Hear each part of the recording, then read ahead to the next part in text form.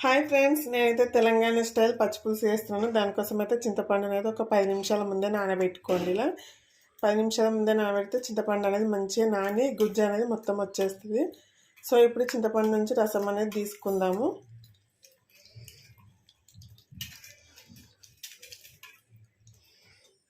ఇలా మొత్తం చింతపండు తీసుకుంటూ తీయండి రసాన్ని.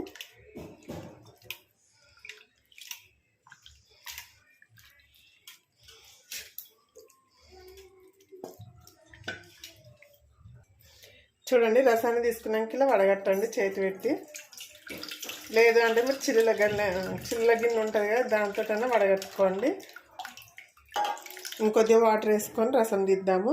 చూడండి, రసాన్ని అయితే మొత్తం ఇలా తీసుకోండి. చింతపండు రసాన్ని అనేది మీరు తినే పులుపుని బట్టి అడ్జస్ట్ చేసుకోండి.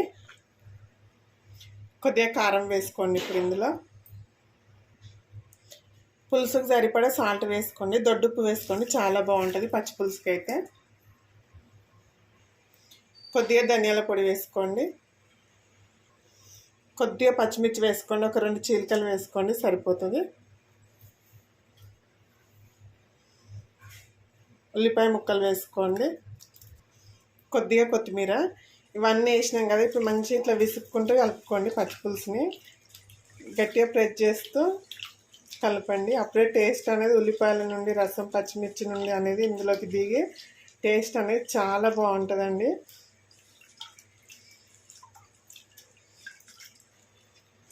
ఇలా నలిగిపోవాలి ఉల్లిపాయలు అనేది. చూడండి, మొత్తం కలుపుకున్నాం కదా. ఇప్పుడు ఉప్పు కానీ కారం కానీ మీకు సరిపోకుండా కొద్దిగా వేసుకోండి. నాకైతే అన్నీ పర్ఫెక్ట్గా ఉన్నాయండి. ఇప్పుడు దీనికైతే తాలింపు పెట్టుకుందాము. చూడండి, ఇప్పుడు దీనికి తాలింపు వేసుకుందాము. ఓకేనా?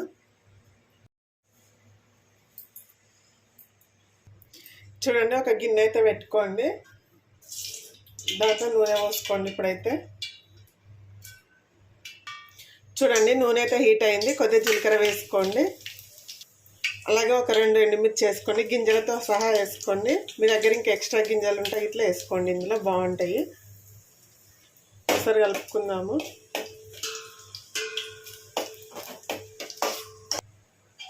ఈ మిర్చి అనేది బ్లాక్ కలర్లోకి రావాలండి, అప్పుడే బాగుంటుంది. కొద్దిగా కరివేపాకు వేసుకుందాము. కొద్దిగా కొత్తిమీర వేసుకుందాము. 1/2 టీ స్పూన్ పసుపు వేసుకోండి. పోపు అయితే మొత్తం మంచిగా వేగిపోయింది కదా. ఇప్పుడు మనం చింతపండు రసాన్ని వేసుకున్నాం ఇందులో.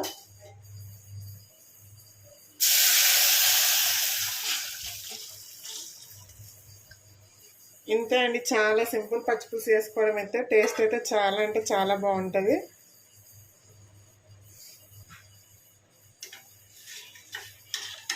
చూసారు కదా పచ్చిపులుసు ఎంత ఈజీగా. చూసారు కదా పచ్చిపులుసు అయితే రెడీ. వేడివేడి అన్నంలోకి వేసుకొని తినడం మస్తు అంటే మస్తు ఉంటుంది ఫ్రెండ్స్. అలాగే చికెన్ కర్రీలోకి ఇట్లా చాలా బాగుంటుంది. చికెన్ ఇంకా పచ్చిపులుసు కలుపుకొని తింటే ముద్దపప్పులోకి అయితే ఇంకా సూపర్ అండి. తప్పకుండా ట్రై చేయండి, చాలా బాగుంటుంది. ఓకే అండి, వీడియో నచ్చితే లైక్ చేయండి, షేర్ చేయండి. అలాగే మన ఛానల్ని సబ్స్క్రైబ్ చేసుకొని సపోర్ట్ చేయండి ఫ్రెండ్స్. ఓకే మరి, బాయ్ బాయ్.